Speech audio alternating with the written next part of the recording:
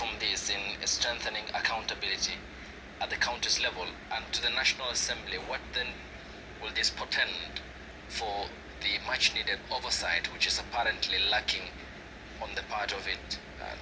Is there something that they can learn from the former Prime Minister? A lot.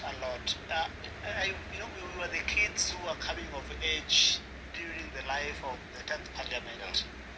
And one thing about the 10th Parliament is that Speaker Marende attempted to increase transparency by having the media in the House. And so some of us at a young age followed some of those debates. And on Wednesday, there was the Prime Minister's question time. And the Prime Minister would respond to an array of issues across government. One thing first we learned from Raila then as young kids was the value of intellectual curiosity. He made us want to read more, he made us want to learn more, he made us want to have our facts on our fingertips. And as Raila Odinga goes, I would say at personal level, Raila Odinga inspired me to consume the thinking of other people through writing.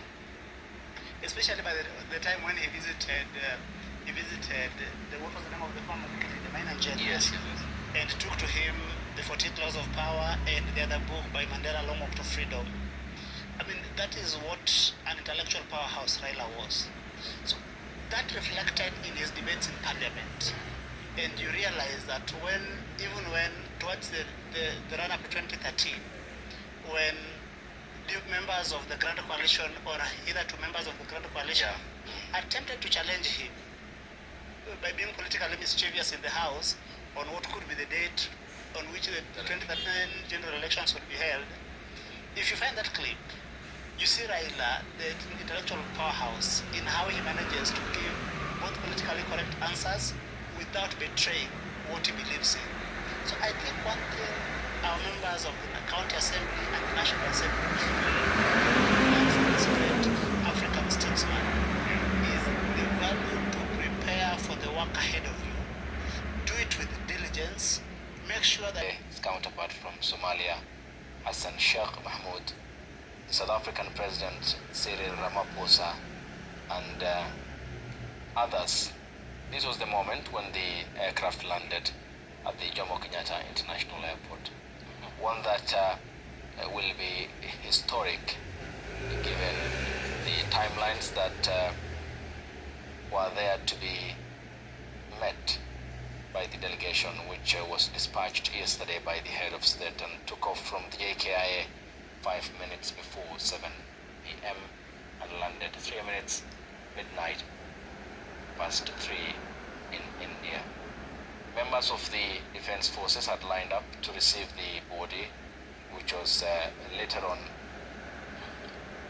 put on the military gun carriage that had, with the procession that accompanied it, snagged through Mombasa Road before its diversion after communication that no longer the body would be taken to Parliament, given the logistical challenges that it presented.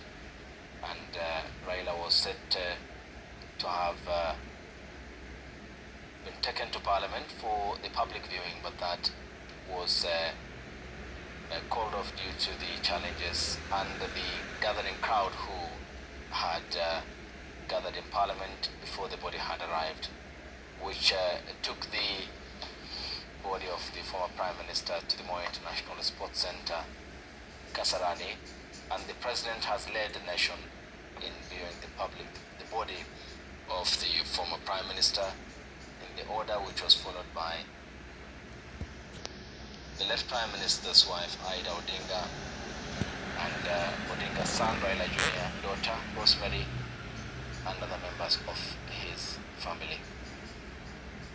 Thereafter, it was former President Uhuru Kenyatta who had partnered with Odinga, who had the body of the former Prime Minister was taken out of the aircraft number 5Y-CYD Boeing 737 that had carried the Kenyan delegation to Mumbai and from Mumbai back to the Jomo Kenyatta International Airport. The child charging supporters of the former Prime Minister, whose hearts he touched, and they had held in high esteem, regard, love, compassion, whom they had seen as a champion for the rights that today they enjoy, of course, alongside other Kenyans who had taken to the streets to demand for it. And draped in the flag that he loved, the Kenyan flag, it was then taken to the gun carriage. Again, for the procession before, it had taken to Mombasa Road. The supporters had nearly okay, we cross over now to the live pictures that are coming to you. This is the public viewing of the former Prime Minister's body, so let's cross over and listen in.